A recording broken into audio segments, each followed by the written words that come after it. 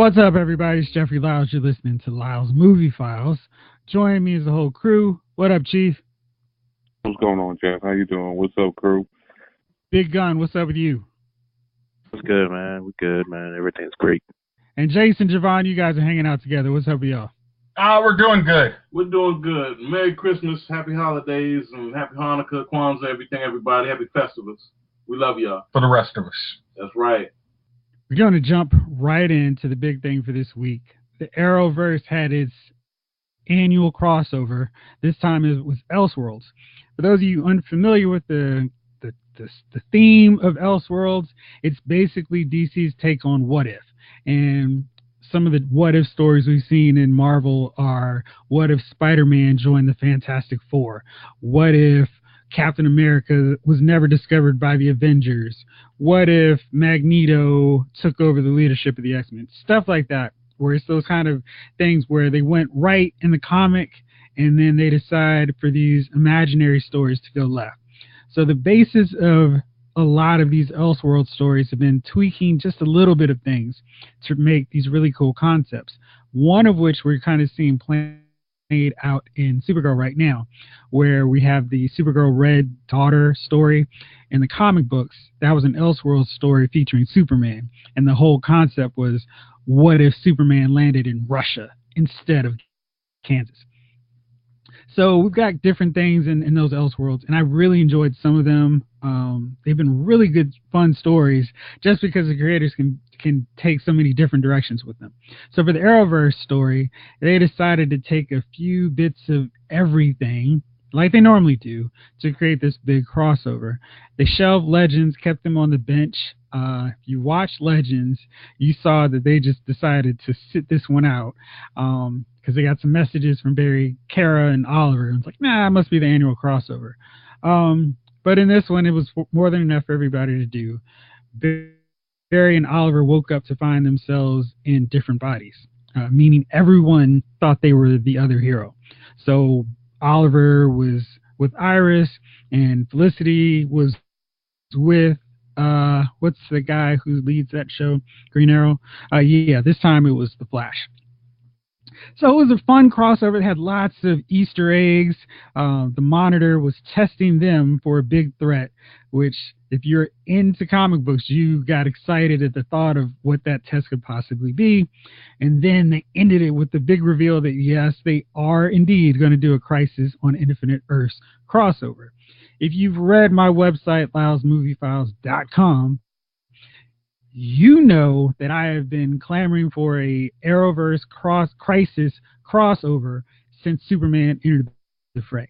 So this is something that I'm really excited about, and if they actually do it right, it can be amazing and like better than a DC movie, because they've got 4 hours at least to play around with it instead of 2. So lots of possibilities from that. I'm not going to get too far into that, but I wanted to talk to you guys about Elseworlds and just get your take on what you thought about this big crossover. Superman showed up, Martian Manhunter showed up, Batwoman made her big debut, we saw a 90s Flash, we saw Gary, we saw a whole bunch of stuff, and some really exciting developments coming forward. So Gunnar, let me start with you. What did you think about the Elseworlds crossover in general? Thought it was, I was excited about it. I was, as usual, slightly worried that they'd do something. But in 3 episodes versus 4, it was hard to screw it up. They only did 3 shows, showrunners, show leads, and then threw in another one who's supposed to be coming soon, Batwoman. So, I thought everything came together perfectly. I was just completely not disappointed. It was,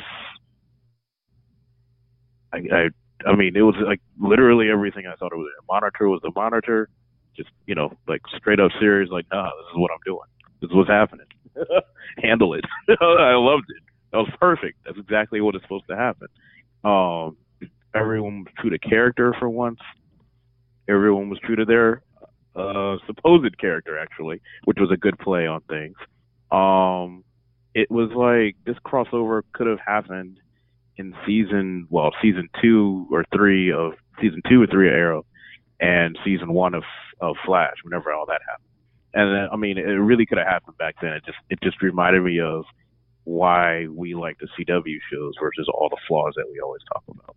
They even put all those flaws, including Felicity, in the back burner for once, and really just stuck with the storyline instead of all these side stories and this and that, Felicity crashing weddings and stuff like that. So I was very impressed. And I don't know if I've been able to say that about the main CW, the first CW shows. I've been saying that about Black Lightning, of course, but the first 3, you know what I mean? Like, I haven't been able to say that in a while. This crossover was really amazing.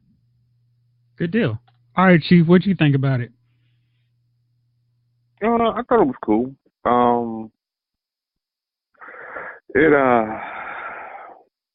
It was decent. I mean, I don't know if I was in love with it the way my man Gunner was, but I mean, I enjoyed it. It was the first time I watched an Arrow episode, so I had to watch it to continue the crossover.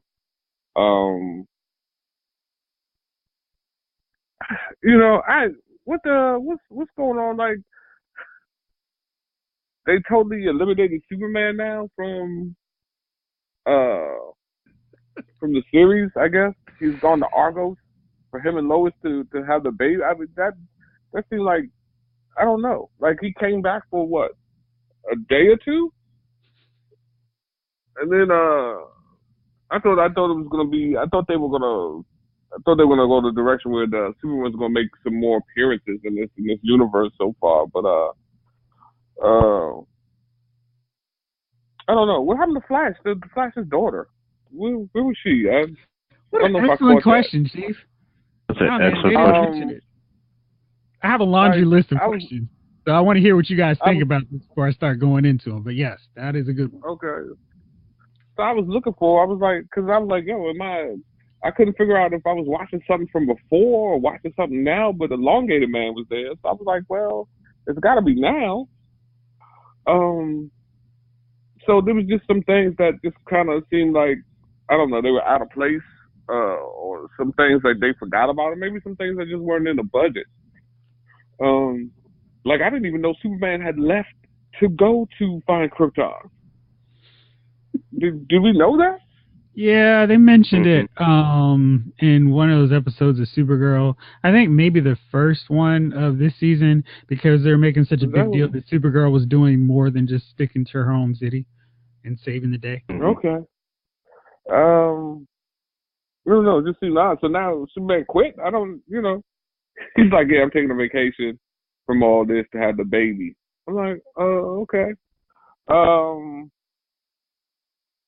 Elongated Man, is Arrow, I don't watch Arrow. Is Arrow used to getting knocked out with one punch? I was serious. Not often, actually. Not so much. Okay. He's actually one of the best fighters in the universe, despite supposedly. Do you guys ever wonder why, like, as I was watching Flash train, how come Flash doesn't do any training hand to hand? Like, that, to me, that would make sense. Like, I'm like, well, I said, Arrow trains. I said, why doesn't the Flash do any hand to hand combat? He probably would come out better if he learned how to fight a little bit. Because they're always, like, whenever they take his powers, he's always getting whooped. I'm like, you might want to learn some basic moves or something. But anyway, it was decent. I enjoyed, Lois Lane, the new Lois Lane. And I just found out, like, a couple of days before this crossover event came out that she was actually pregnant in real life. So I guess they just incorporated that. Yeah. She's she married the dude from Grimm. Oh, no, I didn't know that. So, yeah, so the dude from Grimm, which she was in with him, they did that, she was his girl in Grimm. They actually hooked up and got married. And they're expecting their first child in the next coming. So I guess they incorporated that into the storyline, her pregnancy. But yeah, all in all, I mean, Gunna, it was good. I mean, it wasn't lost TV, and like I said, here we are at the midpoint in the season, and you're still able to watch Supergirl. So, I just hope they keep, I hope they keep it going to the, just at least. You don't have to rise up just to the standard where it's at now. You don't have to reinvent the wheel with it. Just right now, it's fine. Just keep it to this standard, and I'll keep moving forward with the show. You know what I mean? Hopefully, when they come back from this break, they won't take a downward turn. So yeah, it was pretty interesting. I guess it's, they're talking about some big setup for next year. But like I said, I didn't. This crossover wasn't bad. Kept you entertained. I don't know if it explained enough for me. It kind of, I thought the whole thing was kind of, it kept you in the dark the whole time, even afterwards. But, like I said, it was fairly good. It was fairly decent. They weren't on stage singing, so. Yeah, thank God. I'm happy behind that. God. Yeah. Yeah, I mean, it was just regular. Like, it wasn't doing stupid over the top stuff. In fact, they even added like a whole bunch of like Easter eggs, man. If you were paying attention and you know what I mean, you were down, like, I mean, shoot, the Shakespeare bust. I mean, come on, that was like, okay, you got to think about that one. It was funny that you mentioned that, because Dwayne didn't catch that until I mentioned it to him, because I think I caught all of them. He said he was watching on his iPad, so he didn't get to see all the little details. And it was like, I kind of appreciated it, but at some points it kind of felt like they were, hey, comic book geeks, look at this, check this out, this is just for you. So yeah, I'll go into that later. But yeah, they had a bunch of those. I was down with them all. I mean, seriously, I was like, okay, that's cool. Because, I mean, think about the last crossover. I mean, they really kind of didn't really do well with that one. They made it too much. It's like they're trying to find that balance of like, got to keep our TV audience, got to keep our comic book audience, got to keep our TV audience. I think they may have actually done it correctly this time. Both, the balance. Okay. Yeah. All right, Jace, what you think about it? Okay.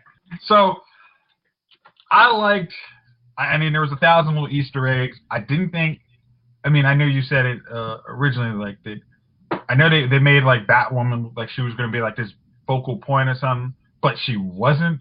And it was like, it now looks more like it's a setup for Crisis more than setting up, maybe even for a TV show, like, or just some guest appearances on Arrow, which I'm okay. So, I mean, like, get rid of some of the Arrow cast. I'm a happy camper.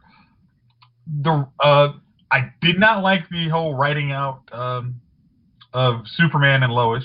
We've only seen them in 4 episodes in 4 seasons. I didn't really get why we needed to do that unless you're doing a major, massive reset with Crisis.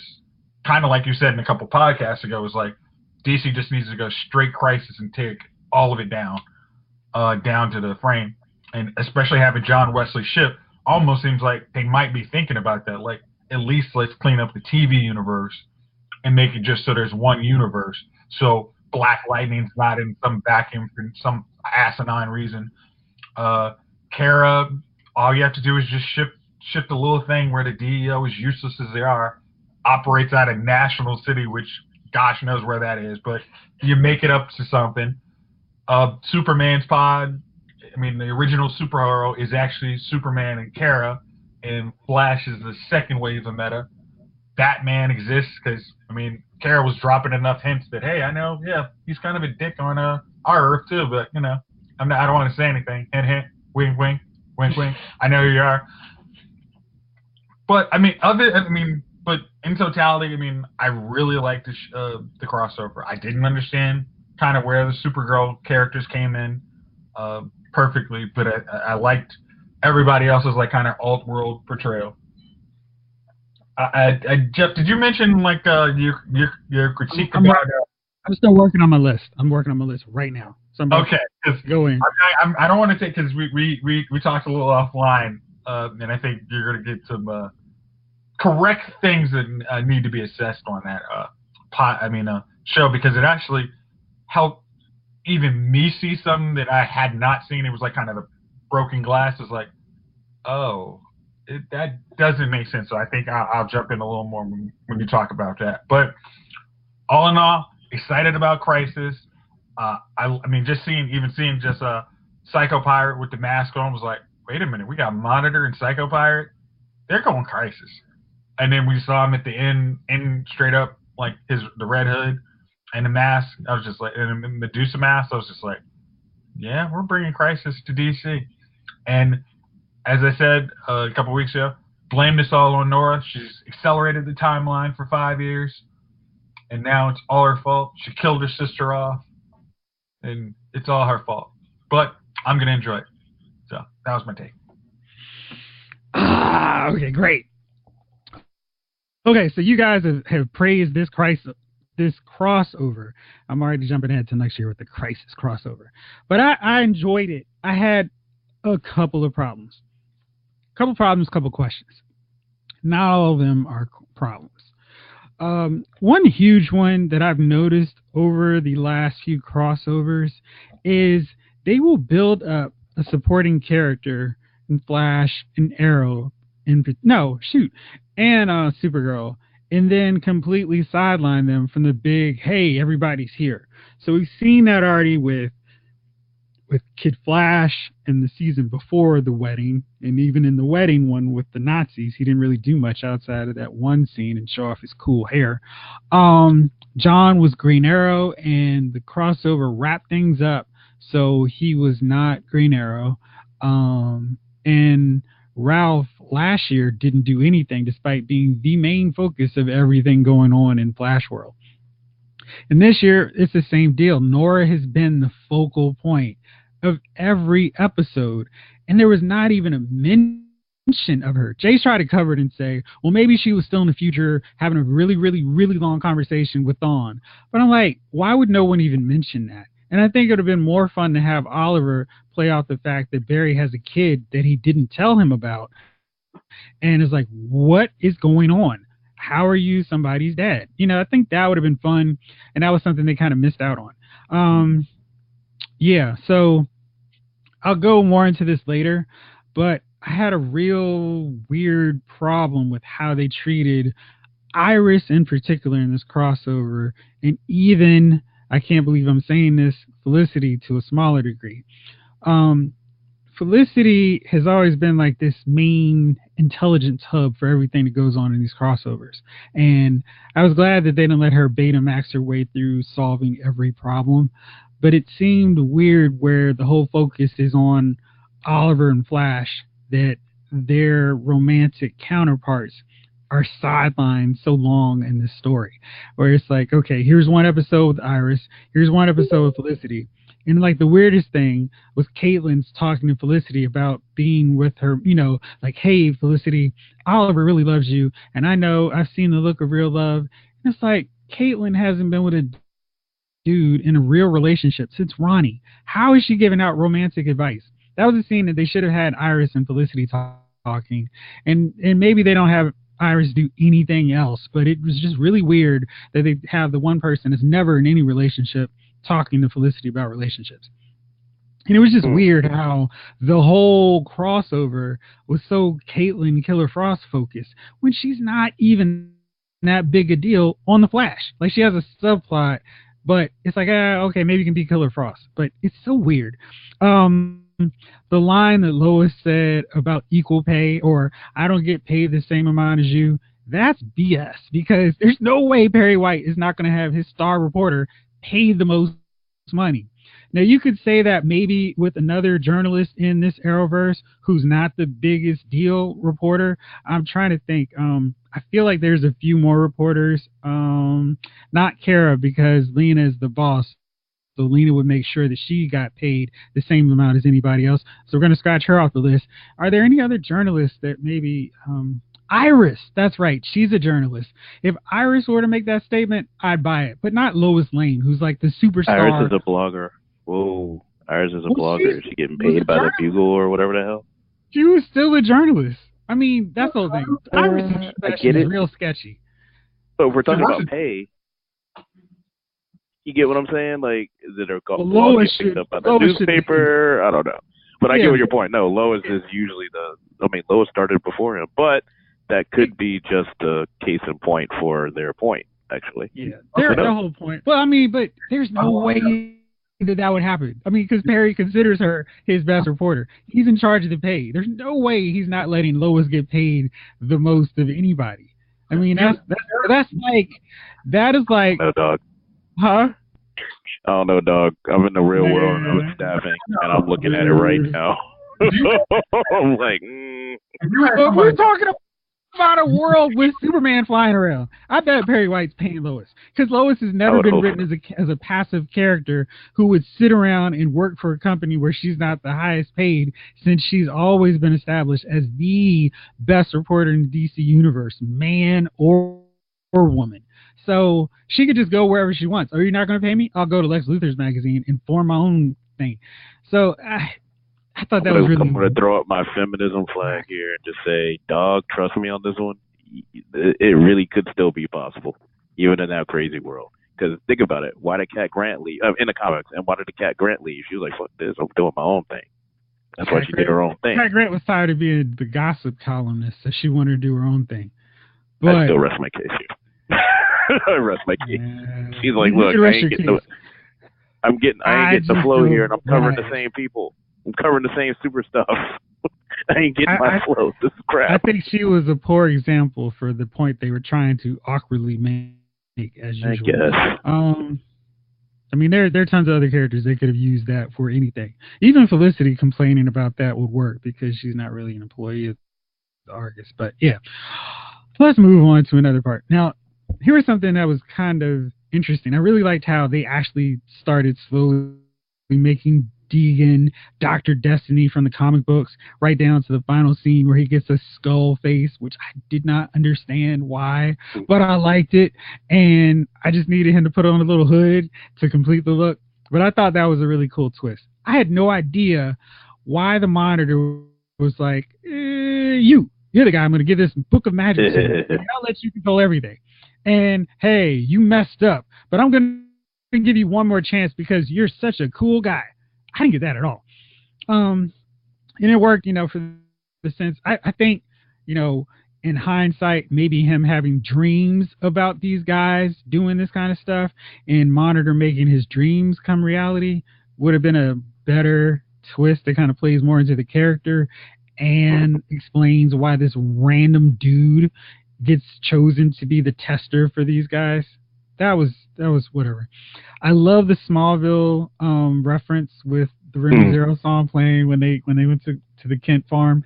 That was cool. I love that kind of stuff, and I think they should do more of those kind of references where it's like, yeah, that's cool. Acknowledge your past.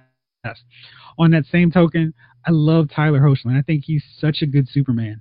He just needs to go to the CW Arrowverse cafeteria, pack on maybe 25 more pounds of muscle, and he would have it all down. Like, seriously. I mean, when they made a joke about Stephen Amell puffing up his chest, I don't really think he needed to next to him. But, yeah. Let's see. I thought throwing in Amazo was cool, but Amazo always brings the problem of how would you stop Amazo? Let's bring Superman and Supergirl over to stop him. Maybe not the best idea because he can absorb powers, right? It's like, why don't we just send Green Arrow after him? There's no powers for him to capture from that point. And right now, all he has is Killer Frost and Rouse powers. I bet Green Arrow could beat them. Yeah, so that was a little funny, a little funky. And then they had Brainiac 5 beat him off camera, which I had so many questions about because Brainiac 5 sucks in terms of Smallville or in terms of Supergirl. So I can't imagine how he would have beaten Amazo. I thought they missed out on another chance with Dr. D when Superman flew down in this other take on Earth and he was in the black and silver. I wrote, because I assumed that's where they were going, that was the Injustice Superman. And I think that could have been fun because, hey, this is a Superman who's mad because Lois, his wife, died and he's taking over everything. I thought it was really weird how they treated the Deegan Superman. The kids saw him flying and were excited, and then the next thing, everybody's panicking and freaking out because Superman's opening up a book. I mean, why would they care? It's Superman. They're like, hey, what's Superman doing? I think people would be more curious than running in terror. Oh, no, it's Superman. I thought that was really weird because he wasn't doing anything to people. It wasn't like he was knocking over anybody or punching out buildings. He was opening a book.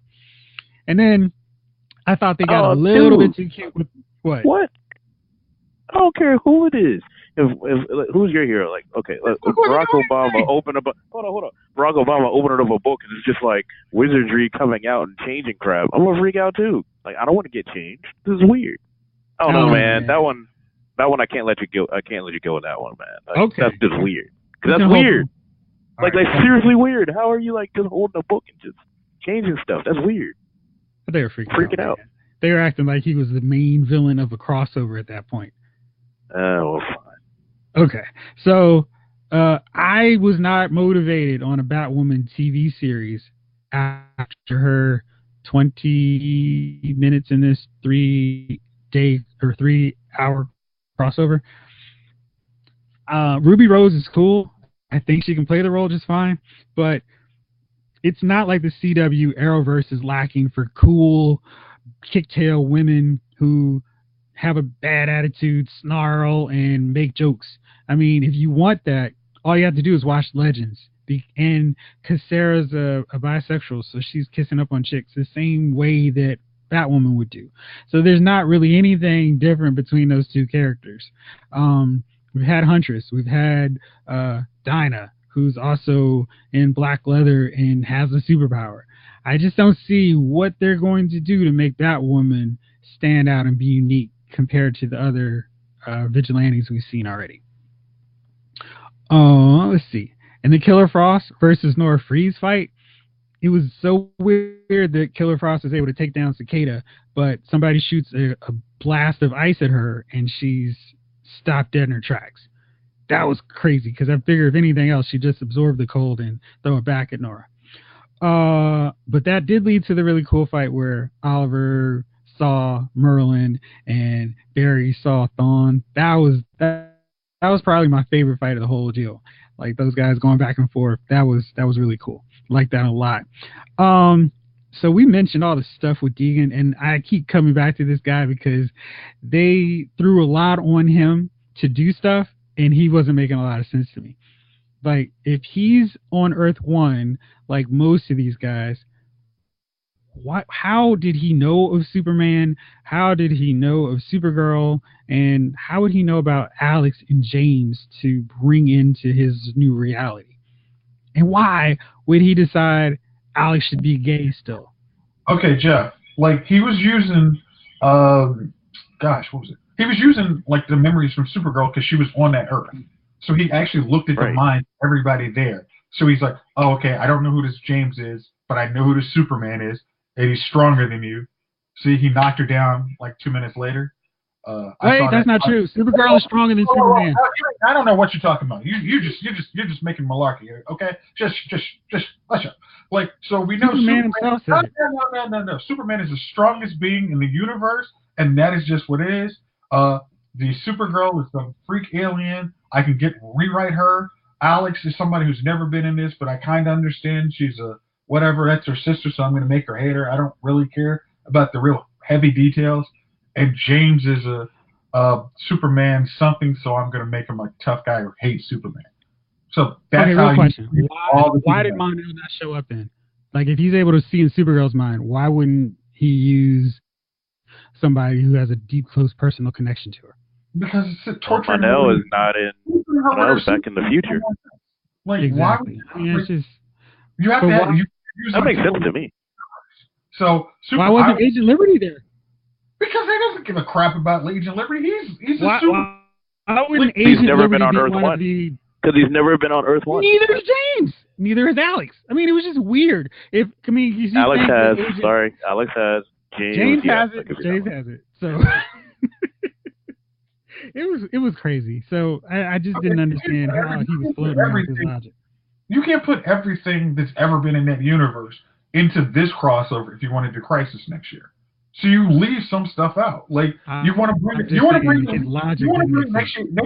to bring the Legion in? Fine, no problem. Like there's only like 3 of them anyway, so no problem. Like but you can't bring everybody into this cross. Like you can't bring every villain in there, but you got like the main bad guys, which was cool. I don't want every bad guy. I'm just saying that if he's taking certain elements from Supergirl's mind, it would make sense for the last big heartache that she had, Mon-El, to show up, and the last guy who's been like this big thorn in her side, in Agent Liberty, or even Manchester Black, or you have like one of the World Killers. You have Sam show up. I don't know. I'm just like, if you're gonna go through her head.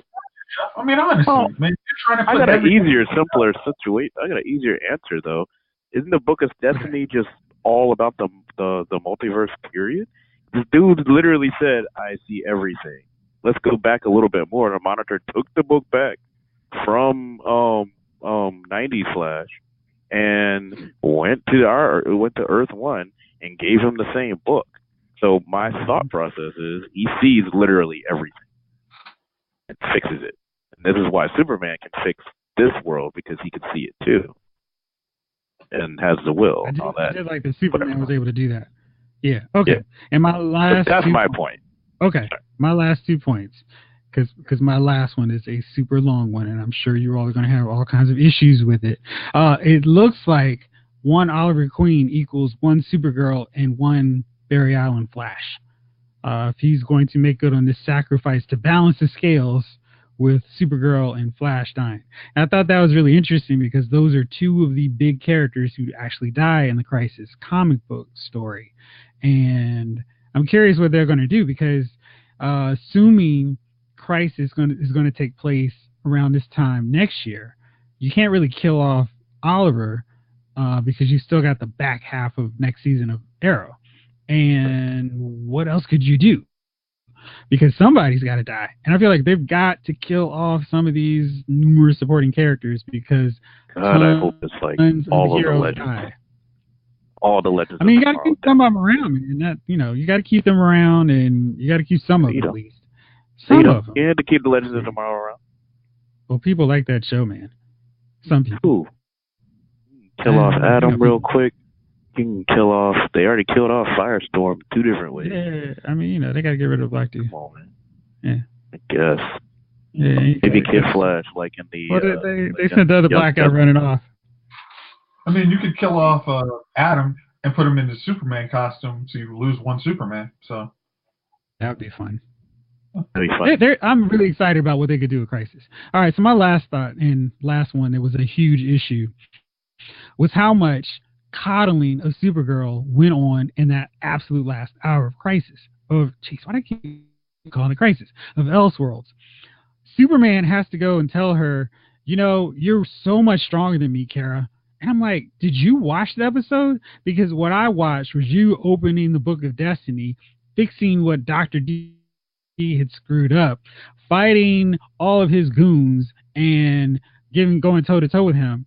Supergirl took a blast of heat vision and then raced around the world. I mean, what did she do that was so much stronger than what Superman was doing? And he's like, yeah, I gotta leave the Earth, but it's in such great hands with you. I mean, we probably don't even need me because you're here. And it's just like, you never see the reverse. Like, you never see somebody else pumping up Martian Manhunter like that. I mean, I'll give the romantic partners a shot here, but Caitlin doesn't go, Barry, you're so intelligent and smart, you're so fast, and you're so good at what you do. But man, with Supergirl, it is like she constantly needs to be pumped up and told how great and how special she is as a superhero. But wait, okay, Jeff, now you might yourself. Like, they did that with, and no, actually it was Alani last week. They did that with Caitlin. It was like, instead of actually doing what they needed to, they're like, oh my gosh, Caitlin, you brought Killer Frost back. Oh, it's so good to see her. We don't care about the guys who can kill us, but we need to pump you up. Oh, girl, you go ahead. And that's actually, I mean, it's there. I mean, we passed around an article yesterday, and it was literally like, the white females one that need to be told they're special, they're great, and they have done no wrong, no matter what they've done. And it's like nuking the city. Nuking the city. I mean, it's like, you nuked the city. Oh, don't worry, you saved Star City. What? Like, has no one decided to come and, like, arrest this woman? Like, hey, you nuked a damn city. Like, there's got to be a consequence. No. That was our fault for not stopping them fast enough. Don't worry about those people that are dead. We'll clean that super fun side up, no problem. Like, it would have been cool if Agent Watson came for Felicity for nuking the city as opposed to Oliver for trying to save the city as Green Arrow. I mean, I can't imagine Green Arrow's body count is the same as Felicity's. But Green Arrow, like, this dude is small potatoes. Like, if we're going to care about something, why don't we care about somebody figuring out how to stop Flash? Like, why don't we come up with the DEO to stop Flash? Like, hell, we actually had the Dominators come in last year saying, I mean, 2 years ago, hey, this Barry Allen guy rewrote reality. You should figure out how to stop him. But no, we need to. I mean, everyone. Barry, you make mistakes. Good job. But Caitlin, we know you and Savitar killed some people. But don't worry about that, girl. You about to make Savitar a god. It's okay. Killer Frost is awesome. You know my worst. No, you know the worst, and maybe it's the worst after Felicity. But how they're trying to make Dinah be cool with Laurel this season, even though Laurel killed her boyfriend Vince, and it's like, oh, it's all good. You're trying to be a better person. It's cool. Like, seriously, come on. That one's like that soap opera thing. That was that soap opera thing that I kind of looked past just because, I mean, if you've ever watched any soap opera, it's like from 2 years ago to like now, like, oh, you are hiding. I'm just thinking of a very old one. Sorry for people that actually do know this one. Young and the Restless, like, this dude was hiding at a damn wall at one point, stalking this chick. Next thing, and then like, I stopped watching for like 3 years. Come back, she's marrying the dude. I'm like, wait, what? It doesn't make any sense. Like, her actual husband was killed off, and he went crazy. So then now this dude's like the great guy. Like, I feel like they're doing that almost to that extreme in a way with the Dinah Laurel thing. Because I'm like, there's no way. No way. There's just no way. I would be screaming in your ear every chance I get. Anytime I'm like, yo, I'm about to kill this chick. Right. That one kills me. Once Diaz is done, I'm going backwards to I'm going to kill you. Yeah. Now that Diaz is in custody, your tail is grass. I don't know when I'm doing it, but I'm a police captain now, so I can be a little dirtier, and then I can kill you. Get away with it. And then tell everybody you're from another world, because guess what? We know another world exists, because Flash has told us this. Like, yeah, so I kill you. Yeah, it's like, gone. Not a chance. But I don't mind Supergirl pumping up at this point, man. I thought that was okay this time. It wasn't as...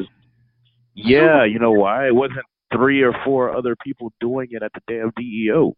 It was just one person. And I'm sorry, but the way they write Martian Manhunter is whack anyway. He doesn't need to get pumped up. He ain't doing shit. Sorry. Okay. Dude's whack. Hey, wait. Crowd control is very important. It's so important. I mean, Lois Lane could not have done crowd control even with her magic hammer. Martian Manhunter. I'll handle crowd control. I can't just go into this dude's mind and just say, hey, you know what? Stop doing this book. Right. Put the book down.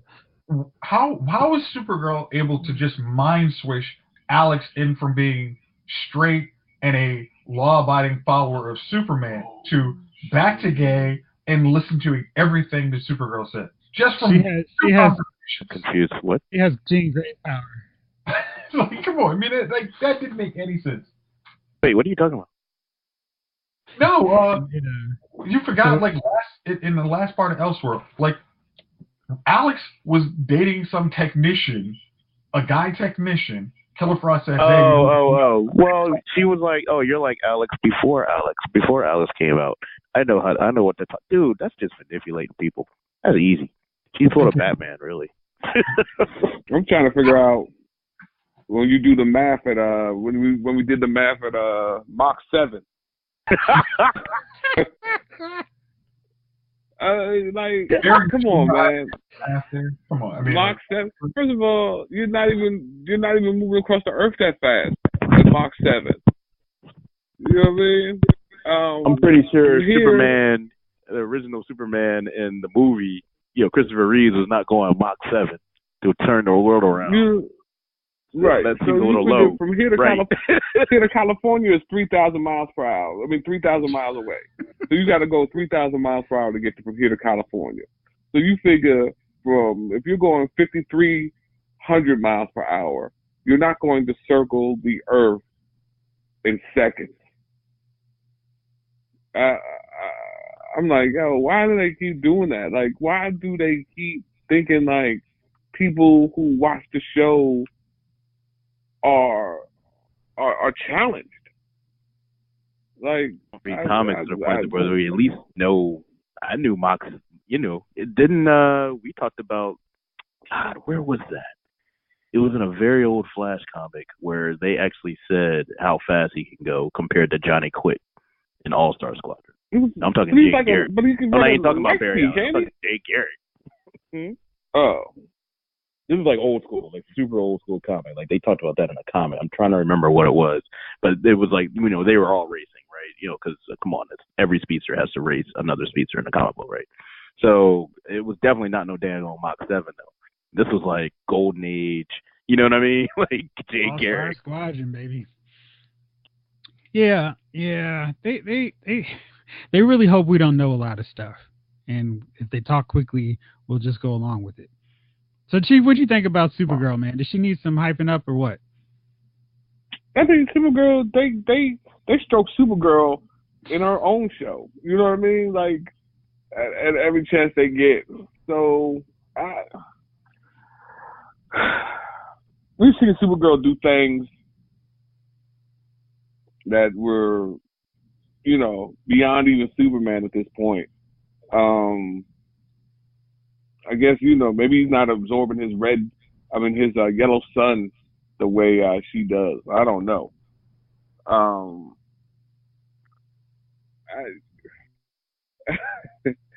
don't know. She is so much stronger than him.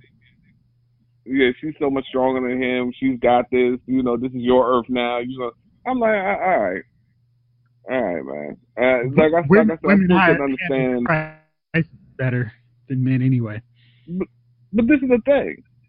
He's like, imagine a baby having a tantrum. And I was like, dude, you were a baby. So what are you talking about? Like, you grew up on Earth as a full-fledged Kryptonian, not even partly human. And, you know, none of what you're talking about happened. So why do you have to go to another planet in order to raise your kid if you were raised on the same damn planet? Like, that doesn't even... I'm going to tell you why. He was saying kicking in her stomach. No, he said kicking in her stomach, where Argo, I guess, has better health care than the U.S., definitely. They're not super powered. No, that's what he said. No, they're not super powered. I don't remember. Yeah, that's what I'm saying. I don't remember him saying it's just that. a regular kid. Yeah, he said kick it, you know, once he starts kicking, like meaning in the stomach, not temperature. Well, I was just like, okay. But so my favorite at part. Argos, Go ahead, Chief. No, I was just saying at Argos you lose your powers. They do because it's not under the yellow sun. Now that really doesn't make sense, right? Because is he getting sun rays from inside the womb? Like, I mean, you know, I would think it would be pretty dark in a womb. So I don't know what kind of deal Lois has with her stomach. Maybe she just likes rocking crop tops all the time. So baby John would get a lot of sun and just have some right from the embryonic stage. Who knows, man? But I like how they felt the need just for you guys come the season finale of Supergirl, so you can't whine. Where's Superman? We've written Superman out of the show he shows up in for 4, maybe 2 episodes a season. He's away. I mean, am I the only one that's okay with that? Because the show was called Supergirl. I mean, I don't understand why they needed to just throwing it out there. Write him off. I mean, it was like, okay, he's not there anyway. I know why, because their stupid storyline doesn't make any stupid sense unless Superman is gone. Otherwise, the stupid storyline that they stupidly still have doesn't make any sense. Because it's like, well, then they all worship Superman, but they don't worship her? You know what I'm saying? They all worship Superman, but don't worship her. What was it? they could make a quick line. Superman's dealing with an issue off planet. I mean, he's dealing with something with Batman. I mean, just sending him off to Argo is like banishing him for who knows when. It is just kind of like, okay. And much apparently. Okay, wait a minute. I mean, how is you said it. No one cares about. Never see him. Does Who? every Clark Kent gets a vacation for 9 months too? Lois Lane gets a vacation. That's my thing. I mean, is that Wi-Fi in Argo City that good that she can telecommute? I mean, I'm trying to figure out. Yeah, I'm trying to figure out why Perry White let two of his best reporters go on vacation at the same damn time. No, right. A word. Hey, didn't y'all just go on vacation? It's like you guys right. Y'all fired. Great story to go to Argo that no one's ever had. But do you really need 9 months to do that? Like, I mean, it's Lois Lane. Maybe that's why she's getting paid less. It takes her 9 months to write a story. Sabbatical. Maybe, yeah. Hey, man. Maybe they got to take a sabbatical. Jeffrey's become a villain now. Well, sometimes you live long enough to become a villain. That's like the only reference they didn't use. I mean, they had the Dark Knight Bane mask, and they had Batwoman try to get World's Finest over, which made no sense. It's like, why are you saying that? Just because we're gonna go, yay, they said it. I mean, like. I saw. I mean, it was just all. Yeah, it was all about that, and then trying to figure out why Bruce is gone. Like, there's like me and Jason actually offline, like talked about like which one they could be talking about. Like, you know what I mean? Like, okay, like his back could have been straight snapped. Right. Hey, Chief, man, I have a question for you. And was it just me, or did you also see some sparks with Batwoman and Supergirl? I think they should put those two together. I think a lot of viewers would be happy about it. I hope not. Don't fall for man. He's trying to put you down dark path. It's like everybody, because they look like they're human beings and they talk conversational. They should be together. Like, I wonder if gay people are like, that's some bullshit. Like, because I mean, you know what I mean? Like, every gay person likes every gay person. It can't be that way. Oh, no, man. You know what I mean? No. I used to be like that in shows when every black person was down for every, if it's like two black people in the cast, they had to like each other. And my black gay friends, they're like, yeah, that's bullshit. By the way, it's funny. No, seriously. They're all like, seriously. You're the same color, you're the same gender. Yeah, let's do it. Yeah, exactly. We have the same sexual orientation. We're always going to be together. We're the same race. Let's figure it out. Hell, they barely do that enough at CW anyway. Man, how many black couples do they have? I don't know. I mean, wouldn't it have been cool if Dig and like Amanda Waller got it in? Like, come on, man. Like, that would have been great before they killed her off. John was trying to get with his brother's sister, so Waller would have been a better choice. True. Too true, John. Too true. I'm sorry. We're supposed to forget about that one. My fault. Sorry for bringing that one back up. Yeah. Now, another question that I thought was kind of interesting. While I was typing up my review and posting it, Elseworlds So White was trending. And so I decided, because I'm curious, to go down that rabbit hole of that hashtag. And it was kind of interesting how, if you watch CW shows, they have commercials celebrating diversity. And yeah, they've got 3 heroes who are white, and that's it. And now they're trying to pump up Batwoman, and instead of putting her on an alternate Earth, she's on the same Earth as everybody else. When they've got a black hero who is like the centerpiece of his show, who's still kind of on the outside, not even remotely connected to it. Earth black. Yeah, man. It's like, and I feel like they, like most of the cool black character heroes in this are, they're not so much sidekicks, but they're the dudes who can get sidelined when something big and important happens. Like, I feel like Martian Manhunter should never be sitting around on crowd control. He should never be there. Like, he should be right front and center next to Superman and Supergirl. And I liked how Earth 90 Barry said, "Hey John, where's your ring?" Because that would be something the greatest thing I've ever heard in my life. I was like, I've been waiting for that since like season 1 when we learned this dude's name is John. I'm like, okay, the middle name must be Stewart. or something. Yeah. I just have everybody call me Diggle. My last name's really Stewart. But yeah, it was like, okay, they really don't have that black character in that position. In Legends, they've got a bisexual blonde leader, and it's crazy because I was like doing the count. Legends actually has more LGBT characters than they do black or Asian or Latinos or Muslims characters. I counted Weird, that last huh? night too. For the first time Yeah. watching that godforsaken show the other night in a long time, I was like, "Whoa, wait a minute." Where'd all It's the black weird. characters go? Yeah, where all the black people go? Like, where did and they've never had an Asian go? character. Where did I was like, whoa, that's weird. There's just like now there's like 3 blondes and Right, exactly 3 blondes. It's like they're all LGBT. It's like, okay, cool for them, but hey, what about everybody else? I mean, let's celebrate everybody. Not cool for them. You know why? And this is just not cool for them. You know why? And this may be me overstepping because I'm not, in that group. But isn't that a little bit of a disingenuous pacification? Like, you know what I mean? Kind of like what we're talking about now with the whole like black characters put aside like as their sidekicks. Like, isn't this just a pacification? Here you go. Here's your LGBT characters. Well, I mean, they have them in all the rest of the shows. It's just they're more prominent in Legends. At the same time, isn't that still like this is the throwaway show anyway, which no one likes? So throw them on the throwaway show. At least online, Buzz, it's one of the more popular ones. Like more people online like Legends than they do the rest of them. That's ridiculously terrible. Ugh. Yeah, and it's funny because it's like I'll go on and read different comments. There's like a lot of hate on Iris for no reason.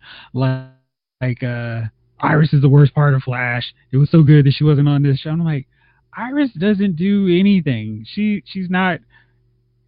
I'm not saying doesn't do anything. She doesn't do anything that would make people dislike her. She's just there. Right.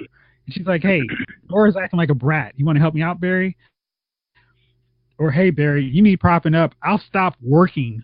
I'll blog because you need me at Team Flash headquarters 24/7 to help you when you need a pick me up to go out there and beat Savitar, Thawne, Zoom, etc. And nobody, I mean, they're like hating on her. Like that episode where she had super speed, that's like one of the lowest rated in the history of the Flash. Right. I mean, we all know why. I mean, come on, man. We know why. Have we seen a black woman superhero character in the CW? Vixen. On Black Lightning. And Vixen. What did they do with Vixen? And what did they do with Vixen? The original Vixen. She's vanished. Right. Then they had the other Vixen, right? And they just stuck her on a throwaway show. That's what I'm saying. Like, Nora. One. But Nora's gonna be gone. So, I mean, Nora could pass if she wanted to, if we really want to get down to it and be serious about this. Right. Yeah, it is weird though. 'Cause, I mean, you have to go to Black Lightning to see like better representation for black characters on the CW. Segregation again. And that's my whole thing. It's like, I'm all about Black Lightning being a black show and not watered down in some weirdly like, hey, this is our version of what a black universe would be. I like that Black Lightning's a black show, but I don't like that it's when it's time for these big events, Black Lightning can't play in the same sandbox because they went out of their way to bring Supergirl in there. Green Lantern ring. We can't give Diggle a damn Green Lantern ring. Anything. I mean, the dude was running around as Green Arrow for the first half of just last season, and then when it's crossover time, and and it's like, we gotta sideline our boy. So it's just weird. And Diggle's whole thing for most of these crossovers is, hey, he's the guy that throws up when Flash runs really quickly. Which is okay. That's funny as long as he's a strong character everywhere else. But right now he hasn't been lately. Like not since season 2 or 3. Hello, Diggle? Yeah.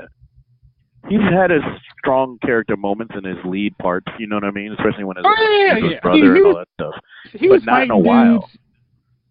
Yeah, I mean, because the whole thing of him being Argus head of security is kind of lame. I'm saying Argus. Yeah, he is Argus, not Diego. Mm-hmm. It's Argus. Yeah, and it's just like, he's just a random dude now. And I get, hey, let's take some of these guys out of superhero costumes to make Green Arrow more special.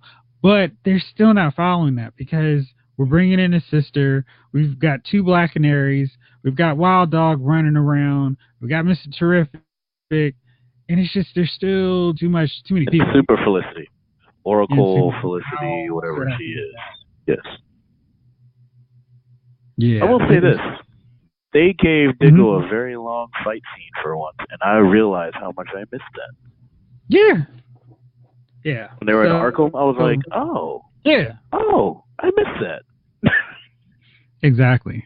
But it's just, they have a prominent Black superhero, and they need to work him into these big crossover events, because those crossovers, much like the comic books, help attract audiences to said show / comic.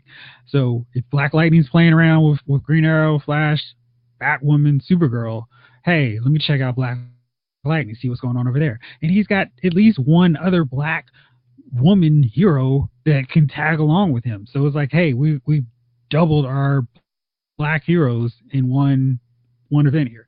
So yeah, I'm looking forward to Crisis, because I feel like that has to be their end game. Put all of these characters in together. Speaking of end game, yeah. Real quick, sorry. Did you watch Black Lightning after the last Crisis last night? I am so far behind on Black Lightning. I plan to binge review, catch up now that everything else is on their mid-season break. I've got a bunch of shows, so that is the main one that I'm focusing on. And the reason that I didn't watch is because it's not connected. So it's not like I raced through 5 episodes of Supergirl so I could be caught up in time for the crossover. So it was like I knew what was going on. I won't stand down since you said that, because that's where I'm at. That's exactly where I'm at. I was watching after that. I'm like, I'm hyped. That's awesome. And then here's Black Lightning, which last season was like amazing. Like they didn't really have too many throwaway episodes. If Black Lightning had a throwaway episode in 2 seasons, it's this one. That aired after that one. The one where he was like going to prison, that was kind of like, I really didn't want to see that first season. But most of this whole second season has been almost throwaway. It's just like, no, Black Lightning is not. I wouldn't go that far. There's some high points in this one. In some of them, but this one I was just like, there's like literally one high point. And it's the bad guy doing his thing. That's it. Like let's say, look at how Black Lightning has been. It's like, all right, Tobias hadn't been doing like anything real shady. It's just like he's the man behind the curtain so much. It's just like there's nothing going on in Freeland other than you kick Jefferson out of he's not the principal anymore, so we're taking the school out. So that good part of the show is taken out now. His daughter is way too much of the focus, and she's got teen drama, and it's grating. The older sister is talked so much crap, but forget she lives at home with mom and dad. Right. You pushed me away, just like you pushed her away, just like you did me, and then she went to her room. Well, I'm going upstairs, Mom. To chime in quickly, even though I've watched minimal Black Lightning, it takes me back to something somebody said a few podcasts ago. Does it feel like they've jumped too far into the other characters of Black Lightning's family as opposed to just focusing? Jeff said that. You said that, Jeff? Yeah. The thing is, with the rest of these shows, they waited at least a season before they started trickling in sidekicks, supporting heroes. With Black Lightning, they immediately worked in those other characters. Yeah, first season, I remember. Yeah. I haven't caught up because I'm sorry, I have so much going on and other things. I'm gonna catch up, but I'm gonna be behind the curve. But at least for now, from what I'm hearing from you guys, because you're my plugs into it, it feels like they've kind of lost track of the emphasis of the show, which is supposed to be Black Lightning, right? I haven't heard good things from you all, and you guys are my lead for that. You're my plugs for that. So is it even worth checking out? And do you think this survives to go to season 3? I think they absolutely will keep it for season 3. It's not as well. It's not at the same position as some of the others, but CW's pretty they understand the importance of Black Lightning and what it would mean to cut it when the ratings aren't as bad as Legends. I think it may be on the lower end, but it's definitely better than Legends. So it would make sense to cut one, which has a bigger cast and more, special effects, and I'm sure has a bigger budget than Black Lightning. Yeah, but I think what they really need to do, and I think hopefully with Crisis, moving it into that main Earth 1 will help it a lot because, Flash did this, and then, hey, let me just have Black Lightning do a team up real fast with Flash. Those kind of things help those shows because in the first season of Flash, they introduced Green Arrow they brought Green Arrow over just to be like, hey, you guys like Green Arrow, watch Flash. They introduced Barry Allen on Green Arrow even before he had his own series. So it was like, let's set this guy up so he can have the strongest path. And they did that with Black Lightning had to do it all on his own. And with Supergirl, they literally kind of rewrote things that they were doing just to bring her into the fold. So now it's just, hey, they've got this great chemistry, but they really worked to make Supergirl part of this. Like, she's on a different Earth, and every time they want to involve her, hey, quick, somebody go warp over to the next Earth to get her. Now, another thing is, like, if listening to Black Lightning, they always mention like something that Superman did or something that Batman did in Gotham, but they never. It's like, wait, so they got these superheroes on this Earth, but why? But we needed to banish Black Lightning to this random Earth that we've never even talked about. We don't even have a Wells from that Earth just to even act like it exists. Like, this thing just doesn't. Do we know? We don't even know what the Earth count is. Like, which Earth is this? Yeah, is this part of the 52? Is this outside of the 52? We don't even know. They haven't even incorporated that yet. Now, my question is, I wonder if it's just because it's a different writing staff completely. You get what I mean? So maybe, the black folks ain't talking to the white folks, the white women that are writing the other shows. Like, I don't know. But you can, hey, all right, we're doing, like, we need this episode 12. I'm sorry, like, so Black Lightning does 13. So episode 6, we need a tie-in. Like, we don't need the big you're not part of the big crossover, or we'll put you in part of the big crossover. But because you have 3 superhero characters that are very dependent on each other, we probably can't use you in the big crossover, but we can put Flash in you. Like, there's no reason Vibe can't come over there and help you out with the problem. Like, that, like, after Crisis, that has to go away.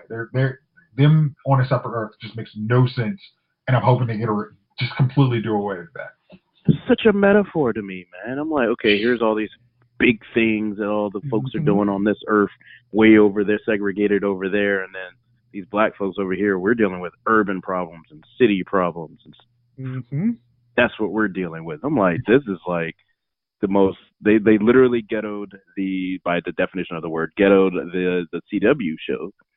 Black Lightning, like, they just, here you go, you guys are over here though. Like, you deal with premises that are right across the street, and that's what y'all deal with. So exactly. You guys it's such a ridiculousness. It's just so different, and that's why I was like, after watching Crisis and then watching the throwaway episode of what I think is a throwaway episode of Black Lightning. Hell, I'm rethinking that now that after that revelation I just said. You know what I mean? Like, you know what I mean? It's just like, wait a minute, this is like a totally different thing. I get it, because I know there's a different writing staff, so I get that, behind the scenes. But as a CW as a whole, like, shouldn't we be putting these things together, guys? Like, at least give me a red sky.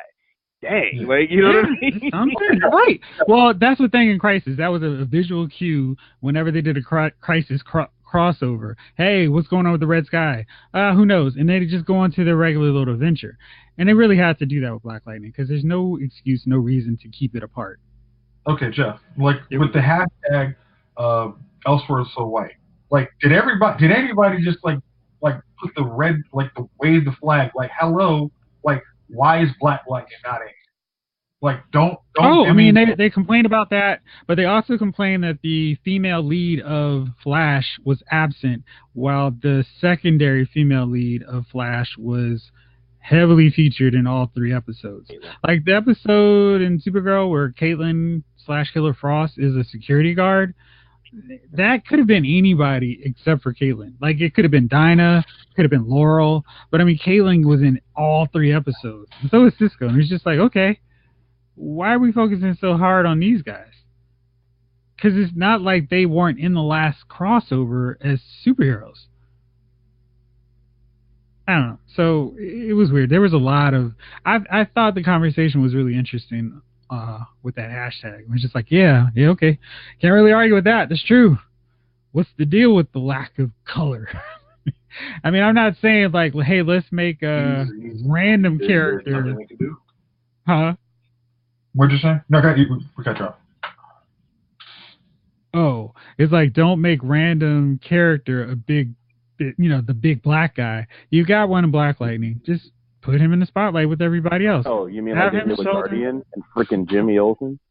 I mean, like Black Lightning could have been a security guard in Argus or in the DEO. No, because I would have been upset with him being a security guard. I mean, he needs to be right in the middle. Like, I mean, dude, they're trying to get Batwoman over to her own show. And Batwoman is bringing nothing new to the Arrowverse. Oliver already does what she does. Sarah already does what she could do. Let's see. Dinah already does what she does. There's nothing new outside of having her play in Batman's world, fighting Batman villains. The same way we have Supergirl fighting Superman villains. I can't wait. Every demographic of somebody else that's on the CW universe. Like, oh yeah, exactly. I mean, it's like we got lesbians, we got vigilantes, we got white women. I mean, it's like, hey, what? I mean, like, is she a super fighter? We got that in Sarah. Like you said, it's like, what new ground is she covering other than Batman villains? That's it. And Arrow's already been doing that. So my whole thing is they're trying to really boost her up. And so next year is going to be, we've got our big 4, and Black Lightning needed to be part of that big 4 before Batwoman, because he's more unique on every level than she is. Black Lightning has superpowers, which Green Arrow or Batwoman does not have. And I mean, it's just, he's been a super. I mean, honestly, the other thing is, biggest example of the illusion of the conclusion I've ever heard in my life. What? It's true. It's the biggest example of the illusion of inclusion I've ever heard in my life. I mean, Black Lightning is part of the superhero shows, but he's not part of the superhero shows. I mean, I can't get past this metaphor, man. No, you're not. Honestly, Hunter, you're not wrong. Because I mean, to me, it's just like Black Lightning could be the one superhero. He's like, hey, I've actually done this long enough that I actually retired for years. I know how to be a hero, how to be a family man. He actually could be like a father figure to all the rest of these guys, but they just It does. It actually is like kind of like, there is no excuse. Next year, this has to be fixed. Like, I don't even know if you do Black Lightning until after the crisis, because it's so ridiculous. Jeff, I will write the blog post. All right, man. I'm waiting for it. I'm waiting for it. If Black Lightning does not become part of Crisis next year, mark my words, I will write that blog post. Hey, man, you can write that post right now. I could. Yeah, I should write it ahead of time. You should. Yeah. All right, let's talk about some other things going on with DC shows. Gunner, you still are a little bit behind, but man, it's funny because Elseworlds helped reinvigorate my interest in the Arrowverse, but I got to tell you, Titans has been a very, very interesting DC comic book show. It is very much like Gotham in the sense that it's just, hey, all this stuff forget it. Just ignore it. Just go along with our story. If you're willing to go along with our story, you'll like the show. And Titans has been really interesting once I got over my initial F Batman. Well, F the writers of Titans for trying to come up with this foolishness. And it's been really good. Like, the characters make sense. How they're going about things also flows logically. They're acting like teenagers probably would in 2018. And it's just working. And like, I hate that they didn't put it all out at once, but I also kind of dig because I have something to look forward to every Friday, and it's been really entertaining. And I think it's something because they're not following a script. They're not sticking to some cliche like, okay, we introduce this one person, they're going to be the best and the brightest, and they're going to be a hero next episode. The Titans are kind of fractured. They have issues. They're not perfect, and they screw up. And it's led to some really interesting episodes. And they've also done a very good job of setting up characters I want to see in their own spin-off shows like Hawk and Dove, like Jason Todd, and the Doom Patrol, which we already know we're getting. Would you be okay with seeing a whole like miniseries of Hawk and Dove? Because after that last one, I'm just like, yo, that last episode, especially because it was like, all right, but this isn't going to tie into the married storyline.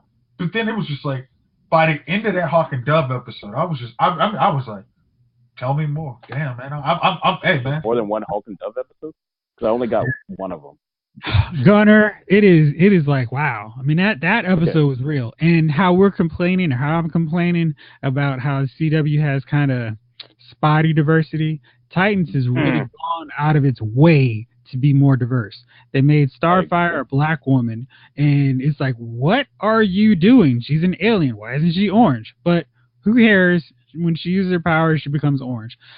Gar, Beast Boy, is an Asian guy, and that's another character who traditionally has just been a white guy. And there's no reason he can't be Asian. And they said, you know what? He's Asian.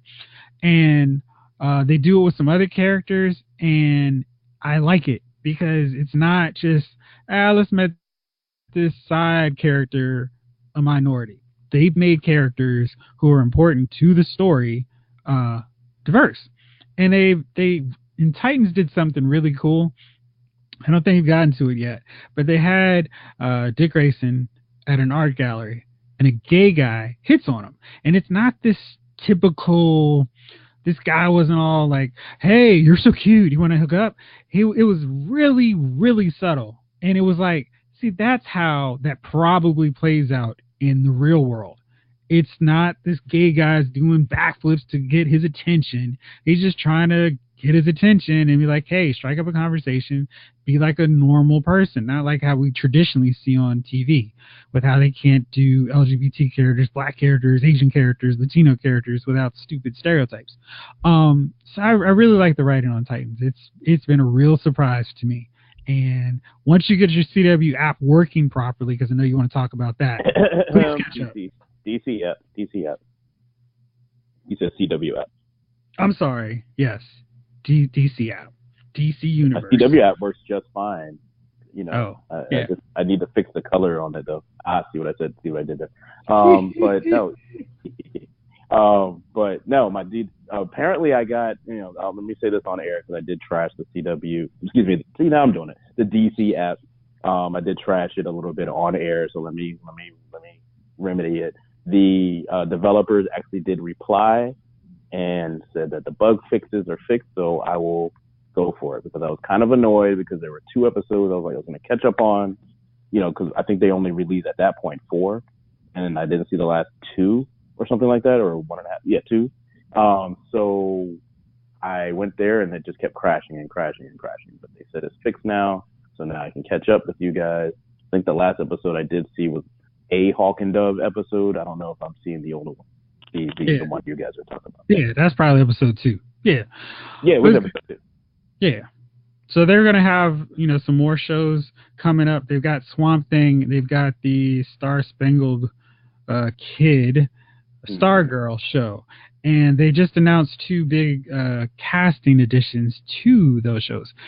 Ian Ziering, Steve, right, from 90210, and Sharknado fame, is going to be on Swamp Thing playing Dan Cassidy, a.k.a. Blue Devil. Now, that's an interesting casting choice. That could be a lot of fun, especially if they do Blue Devil right, because he's an actor who wears a devil costume and then gets bonded and trapped in it and has to become Blue Devil, the superhero. So in the Swamp Thing series, that could be a lot of fun. And a potential spin-off down the road, too. And Joel McHale, Jovon, is going to be in Stargirl as the original Star Spangled Kid. He's going to be showing up in flashbacks normally because, I can't assume that they're going to have him and Stargirl walking around at the same time. What do you think about those casting choices?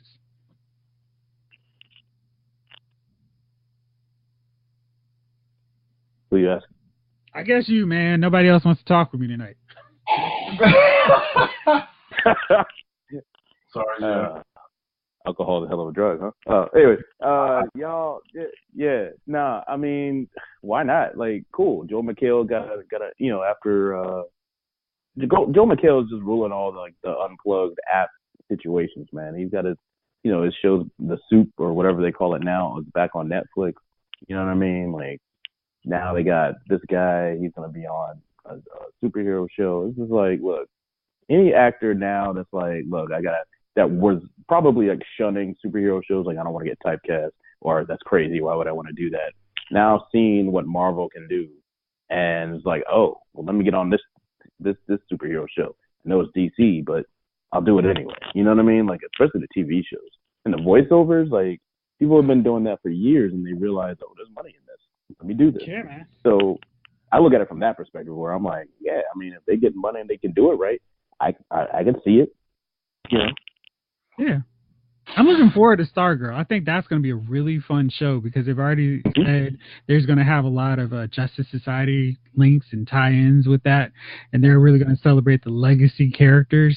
So that, I really love the Justice Society, and with Stargirl as a focus, that should be a really fun show. I think All-Star Squadron's going to make a little appearance. They could. I mean, if they're going to have the Justice Society, it's awesome. Not to. I mean, yeah, I was a big fan of All-Star Squadron. I thought their costumes look cool, and I love all those costumes with the Justice Society.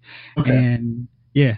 I'm sorry. Is this going to be based off the Legends characters or based off whole new on DC? Gosh, don't count that crappy version on Legends. No, Viacom or whoever owns that crap. Yeah. So, yeah. I'm pretty sure Stargirl was on Smallville, so probably more in line like that. Yeah. I still want a Spider Jerusalem show. I'm sorry. I'm gonna continue to sing the Spider Jerusalem song because of all the DC characters. I think in these times that we live in, Spider Jerusalem makes the most sense to actually try to promote and bring out there. I really want to see Spider Jerusalem story told in some format. It doesn't have to be a movie because, for what it's worth, there aren't many people who know who that character is in the DC universe. But CW, if you're listening ever, go for it, dude. You got nothing to lose. You have nothing to lose. He's DC universe, yeah. They could put on their DC universe. Yeah, you're right, Chase. I'm sorry, Jeff. You're right, because they can take some chances there. And for Spider Jerusalem, you're going to have to take some chances. You can't make that PG-13 or PG. You got to make that full-fledged TVMA. The DC Universe shows, at least Titans, has no problem going hardcore MA. Yeah, there we go. So DCU, let's make it happen. I really want Constantine. I don't mind what they're doing. Should be there, too. Like, I caught the Legends episode, and I'm like, you know what? If anything they're doing right is the Constantine character. Oh, it really is. He's already been doing that right. Yeah. But he's been doing that right. And funny. it's the same person, and it's the same line, and they didn't screw that up. Yeah, he's been great. And he was like the main reason I was like, all right, I'll give this season of Legends a shot. And him playing off those characters is funny. And he's really good, and I wish they could take him and put him into a actual live action movie because I think that would really work too. Let me just keep going with TV while we're here. So we've got some new casting announcements on The Mandalorian. That's the Star Wars show on Disney Plus. Giancarlo Esposito and Carl Weathers are going to be joining the cast. What? Yes. Is this the 80s? That's what I'm talking about. All right. Dude, I mean, Action Jackson is going to be on a high-profile Star Wars show. I'm there. I'm bugging. I'm there. And they should have like a cameo of the Predator up in there somewhere too. Why not? No, let's see what Bill Duke is doing. Why not? Oh, Bill Duke's on Black Lightning. Is on Black Lightning. Yeah. Okay. Never mind. Yeah, man. And Robert Townsend. Wow. And Robert Townsend. Robert Media Man Robert Townsend is on Black Lightning. I didn't know that. Robert Townsend was just, he was 15 years too early, because he could have probably done a really good version of Meteor Man that would have gotten a lot of good buzz if he had released it in like 2010. Oh yeah, definitely. He just got there when it was still a little corny. Look, honestly, Meteor Man is tailor made for something like Nickelodeon or Freeform or whatever. Oh, right now. True. Because they could do FX. Yeah. Yeah. I'm thinking more family friendly because Meteor Man was really family friendly. Oh yeah. Yeah, Nickelodeon, Freeform, something like that. We have to exclude Bill Cosby though. Okay, wait a minute. Now, Freeform was like a smaller channel because Cloak and Dagger was PG-13. It was not PG. Really? I mean, it wasn't big. Yeah, they don't like family stuff anymore, man. I Grownish. mean, that's family friendly. Grownish is pretty good too. Okay. That's family friendly nowadays. You gotta, right. Okay. So last up on TV front. So, we've been speculating that Daredevil, Luke Cage, Iron Fist were going to be showing up very soon on Disney Plus. Turns out that will not be happening anytime soon. There is a new report that Netflix, with their arrangement deal with Marvel, made it so those characters cannot show up on anything else for 2 years. So basically, they've got a no compete clause, which is so stupid because if Netflix decides we're going to cancel something, then that should end the deal, in the agreement. Like, hey, all right, you guys didn't want them. Like if Marvel said, look, we're taking our toys and we're rolling, and Netflix can go, well, we've got them on lock for 2 years, so suck it. I mean, but that's Brooklyn Nine-Nine is now on NBC because Fox didn't want it. It's like, I mean, Scrubs was on ABC and then it went to NBC. It's like, who writes it? I mean, I understand, like, NBC to you ABC. say, right, right, the other way around.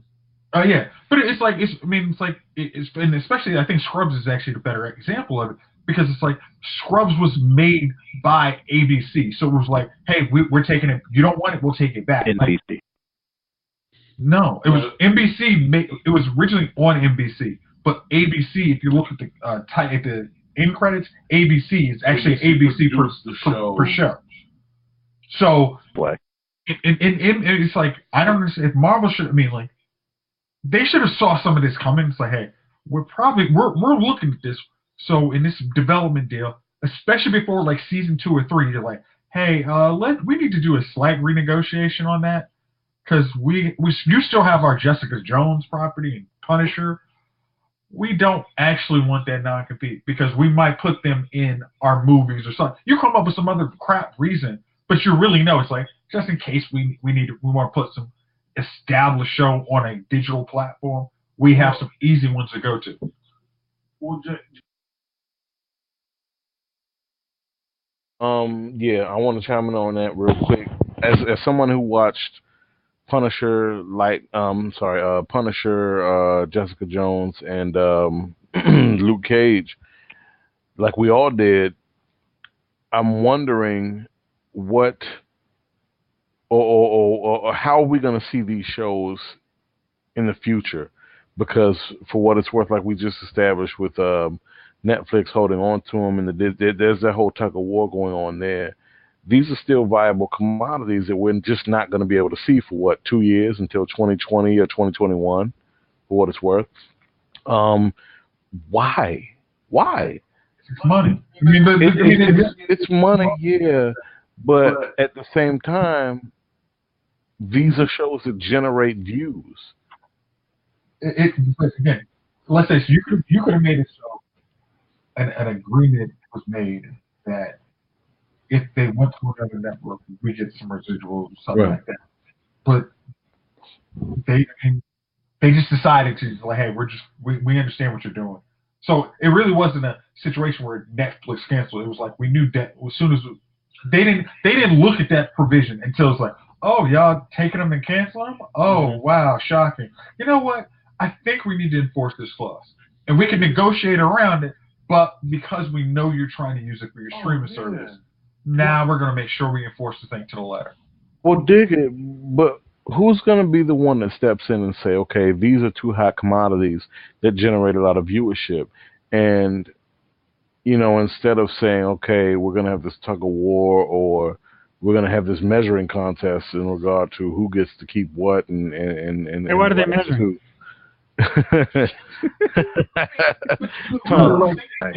Rulers. Gotcha. Okay. Eyelashes.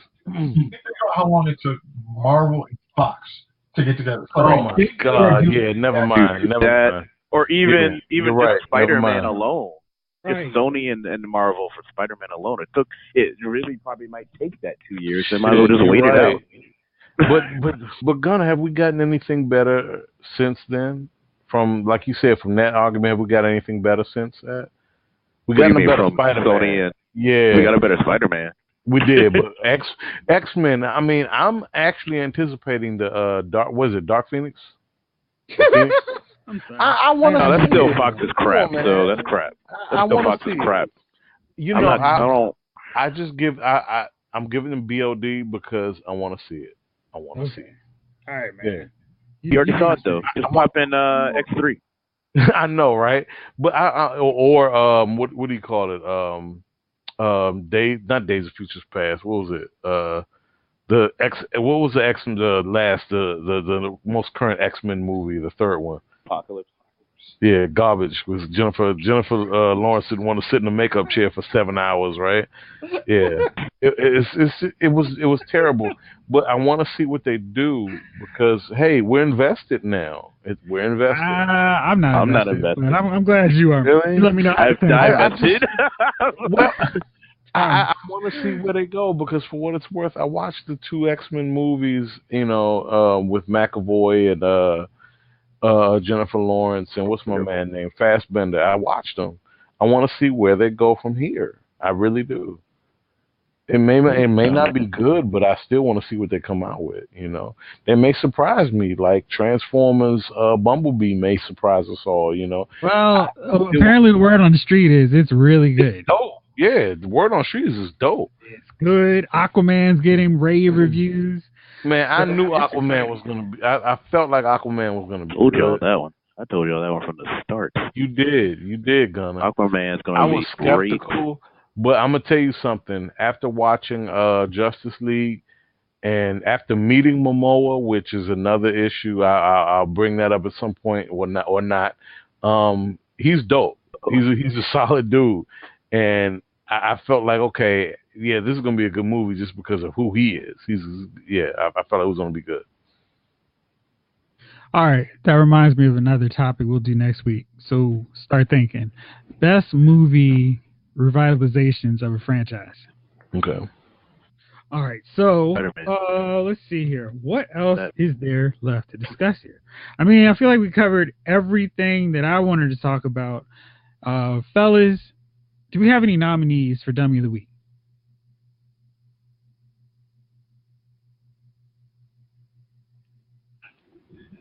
I got. Sure, I do. Okay. Gunner, go ahead. Come to me later. I got a couple, but I got to narrow it down. All right, JC, you got. No. I said I actually don't have anybody. Again. Oh, I know who it is. Politics. I mean, we're enjoying our day. I mean, again. So I'm taking no politics in there. So I got nobody in entertainment, and I didn't look at TMZ today. So no. There was some kid that says he's the king of R&B. That's about it. Like, yes. I don't know who this kid is. Exactly. I can't even remember his name. What is it? Jaquith? Yeah, Cicada? What's his name? Cicada. He's fighting Flash, Cicada. Right? Yeah, that's what I'm saying. Cicada? What is it? It's Jaquez. And I'm chiming on that because I downloaded his album. Whatever. Yeah, I'm good. I downloaded it and I met him too in Atlanta doing one of them hair shows in 17. Doing the hair show at 17. Look, Jaquez is he can carry a tune. He couldn't play the kazoo though. He can carry a tune, but he couldn't play the kazoo. His latest project that came out this year, the best song on his album featured Jagged Edge. And that's because, listen to me. Because Jagged Edge is a straightforward R&B act from a bygone era of R&B. and they carried the song because, for what it's worth, Jaquez is, I guess I'm saying it right, is one of these new school R&B acts that raps more than he sings. And the thing about that is, this ain't that's not R&B. Whatever you're doing is a bastardized version of R&B, and we can't qualify that as R&B. Those of us who know better, and life started for us before 1998, we know what R&B is, right? You're not that. Jagged Edge. Good or not? Huh? Considering making the case is good or not. Well, no, I make the case that he's good for this generation, this era, because R&B is, it's for what it's worth, R&B might as well be 1500s pirate shanties right now, because nobody's doing straightforward R&B, right? It's bygone. Everybody's a rapper, or everybody's a rapper now, even the R&B artists. Have you heard Usher's album with Zaytoven? It's a fart. It's a fart in a jar. It's terrible, because Usher should be doing right. When every track starts with Zaytoven. No, look. I know I know Zaytoven's a popular act right now, but Zaytoven couldn't carry, let's say, Kyle West. And I'm dating myself, but Kyle West, yeah, right. Kyle West was R&B, dude, for our era, and that was R&B. That was New Jack Swing R&B. Zaytoven couldn't carry his microphone in a suitcase right now. He couldn't carry his MPC in a suitcase. It's all changed because they have no point of reference, these kids, and their point of reference is anything that happened in the last 10 years, 20 years. There's no such thing as R&B anymore, and it's a shame. All you got is The Weeknd, man. Like The Weeknd, he's garbage. The Weeknd, John Legend. You know what I mean? Like that's all John you got. Legend is the world's greatest lounge singer. Although I do love his Christmas album because it's great. But John Legend is, give me the green light. It's like John Legend. Stop. Like I'm gonna tell you who I love, like Eric Roberson. I still love Anthony Hamilton because when Anthony Hamilton starts singing, a pot of greens is cooking somewhere in America. Right. You know who else can do that? You know who else is like that? Right, exactly. You know who else is like that? Who that? Harry Porter. Oh yeah. Or Greg Porter, not Greg. Greg Porter. Greg I know you're talking about. Greg Porter, Leon. What's my man? Leon Bridges. When they sing, a pot of collard greens is cooking somewhere in America right now. Magically appears. Somebody has some sweet potato. Has some macaroni and cheese in the oven. Hey, magically appeared in the oven. Hey, Gunner, some sweet potatoes and some catfish and grits was cooking somewhere in the banana pudding in the fridge. Oh yeah, banana pudding just magically appeared. Somebody, grandma is coming in the kitchen right now. You better bet it. You better bet it.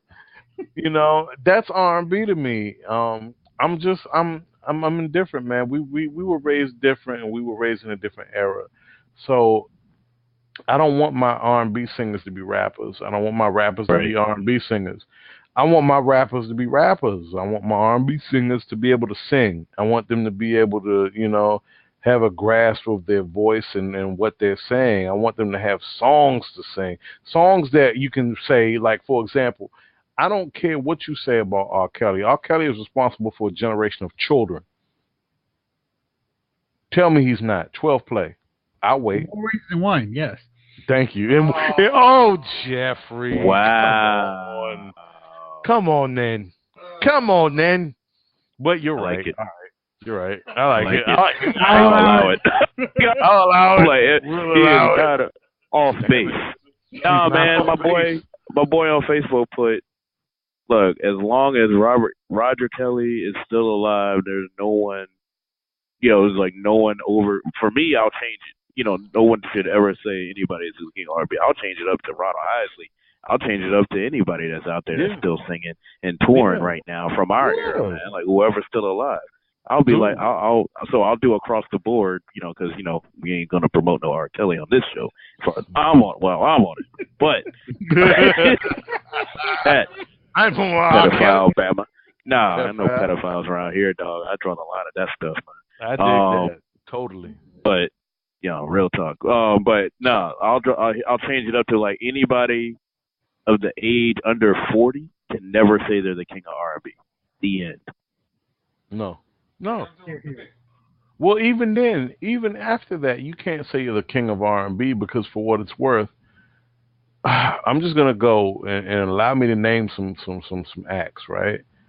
Jodeci, Boyz II Men, and Jason. Remember when we went to high school, and remember I gave you this piece of advice. Hear me out, y'all. Lyles Movie Files listeners, Lord. TVMA. Jeff, please forgive me. I'm gonna use a word here. As I said to Jace 20 years ago or more now, 23 or at least 23 years ago, when the show, the after party in the hotel came out, I said, look, dude, ask the girl if she likes Boyz II Men or Jodeci. And Jace, you were like, why? And I said, because if her first answer is Boyz II Men, you ain't getting none. Dude, Gunner, my that's straight man. Logic. Like, I'm like, yeah. If she say Jodeci as her first, that's a fast girl. You getting the stinky pinky, dog. You getting the stinky pinky. Or something. Or something else. It's going down like that. You're talking to a dude who sang the entire song in Sean's high-pitched voice of Bended Knee. And this girl, a couple girls' ears, but definitely this girl's ear. I knew I was getting done, but you know what? Look, where do we use? I was like, oh, you like Boyz II Men? I'm gonna at least put the petition in. Girl is driving me. I mean, you know what I was my doing, voice was changing, boy. So I mean, I could hit them notes, man. Now, you know what I was doing during that? Probably when you were singing that, Gunner.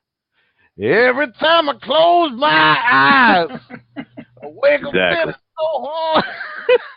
I couldn't sing that to this girl. I couldn't sing that to this girl. Some girls, Round the Way. Oh yeah, Round the Way. Yeah, the ones around the way, definitely. Oh, I'm talking Round the Way in Centerville, Virginia. I walked back in on.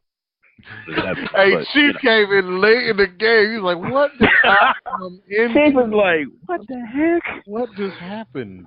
So that's my dummy of the week. Sorry, that's my. Yeah, we should circle back. Sorry, Chief. We got the dummy. That's my dummy of the week. Yeah. That Bama that said the young Bama that said like, "Yo, I'm the king of R&B." Yeah, you getting like there's a whole Jacquees. Yeah, that thing. Yeah, yeah, he's dummy of the week all day because look, Jaquez, as long as Gunner, I know how you feel, but R. Kelly. We said this earlier. We said it. Yep. We said it all. Dude, you ain't nowhere near it. You only got one good album, and your best song on your album is courtesy of Jagged Edge. Go look it up. Oh, you and Jovon literally just said the same joke, man. I swear to God. So I have no reason to listen to this album now because both of y'all said Jagged Edge carried them. So I might as well just go listen to the old Jagged Edge. Yeah. So Jaquez, fall on your sword. Fall on your sword. Damn. All right. Jovon, you got anybody?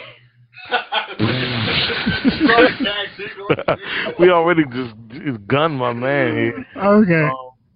Golly. Javon's people is like any dude that made sure they only dated girls that listen to Boyz II Men. Well, Gunner, that was me. If I gave you that question, I would say Boyz II Men or Jodeci. If you said Boyz II Men, I will get up right out of my seat. All right, I'll let you. Jodeci, because that means they had their uses for each situation, man. They did, but the best usage was Jodeci, because that means you was easy. That means a fish sandwich, and a matinee movie. You are mine. That is true, and I mean across the board. We went to your mother's bedroom. That's what that meant. I grew up in the burbs, man. You know what I mean? I grew up in like Centerville burbs, right? Like Northern Virginia burbs, and I mean, so it was multiracial, right? But those two, what you just said, man, is true across the board, all races. Damn right. White girls that listen to Jodeci, yup. Black girls that listen to Jodeci, yup. Asian girls that listen to Jodeci, the Guatemalan girls that listen to Jodeci. She said Jodeci first. We having sex. Those girls, Nope, they didn't mess with me. I was guess I looked like Sean too much back then. I don't know. You got to get in where you fit in.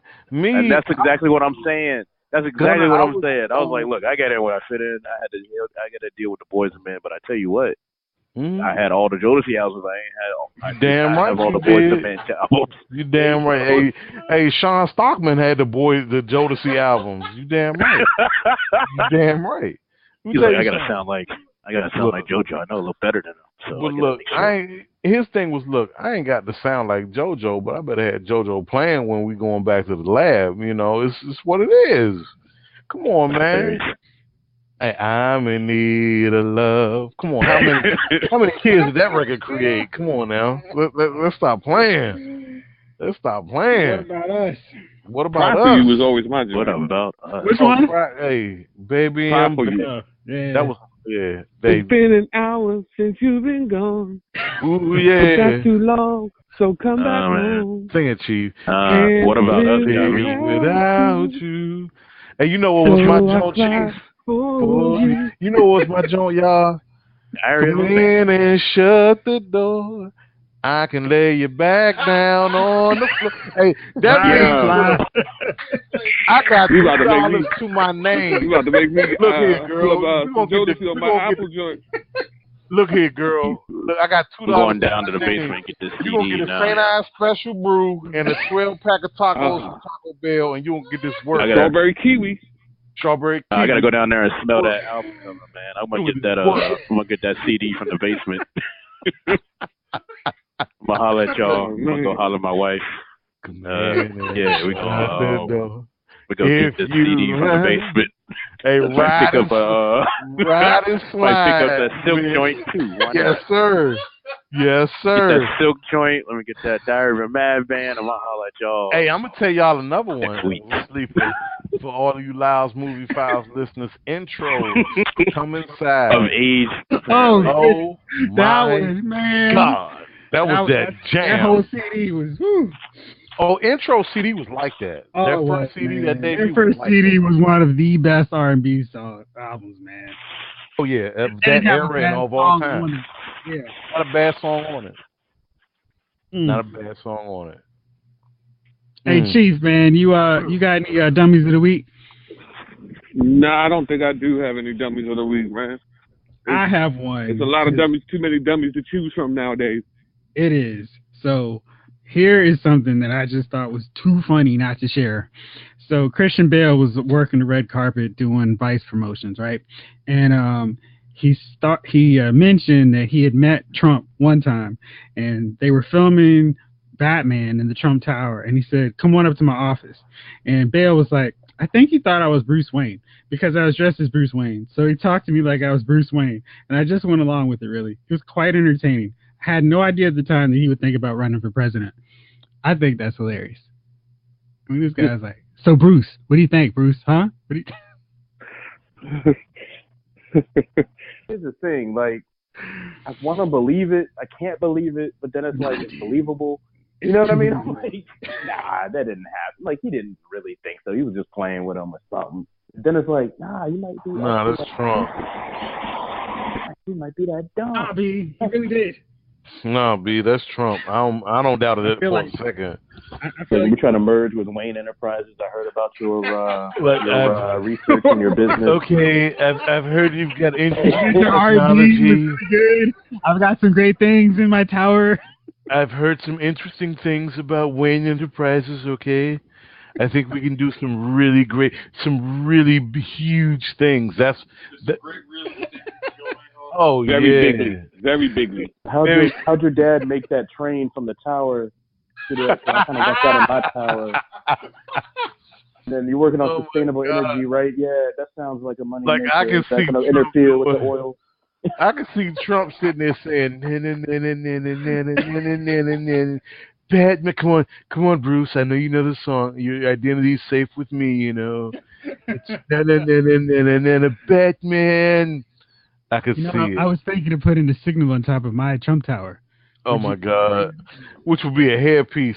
Hey, why does nobody talk about the fact that Donald Trump hairpiece look like a batting helmet? It looked like he's always up to bat. Coming up next. Batting third. No, it I'm looks like, like a taxpayer money Batman paying for helmet, that now, or is he still on that one? Like, that's his own thing. Like, who's paying for his hairpiece now? Am I paying for his hairpiece now? we're paying for that, dog. I think Jovon's paying for it this week. I am. I believe I am. I believe I am. What I would love to see on that headpiece, though, is if he would have stylized the curly W from the Nats logo, then I would feel justified. If he would have stylized somewhere the Nats curly W, then I'd be like, all right, I pay for that. Yeah, that's on me, homie. That's on me. I know. He's going to stylize the hammer and sickle. That's what he's going to stylize on The that. hammer and sickle. Why not? He's like, they're going to bring it back. He's like, I'm bringing it back. That's on me. If he do the Wizards logo, that's on me. That's on me. I pay for it. That's on the house. Whew. All right, fellas. Well, I think that is everything we got to talk about on this one. So don't forget, next week we're going to talk about our best films that revitalized the franchise. So start thinking now. We got to get y'all watching. We got to get y'all watching these Netflix Christmas movies because man, there's a lot, and we need to talk about them next week. Yeah, what's up, man? This is the podcast before Christmas. So I'm asking for two categories, right? Two topics. Okay. One, the Christmas, your all-time favorite Christmas gift, and or dream Christmas gift, or both, right? Okay. And also, being that AMC has been running all the Rankin, I forget the other producer's name, but all the claymation, stop motion, Rankin Bass, all the stop motion Christmas specials that ran through the 70s, 60s, 70s. What's your favorite one?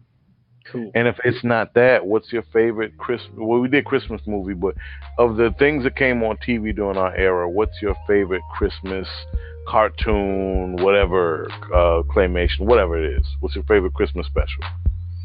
Good deal. All right, we'll make that happen next week. Thank y'all out there for listening. Fellas, as always, it was a blast.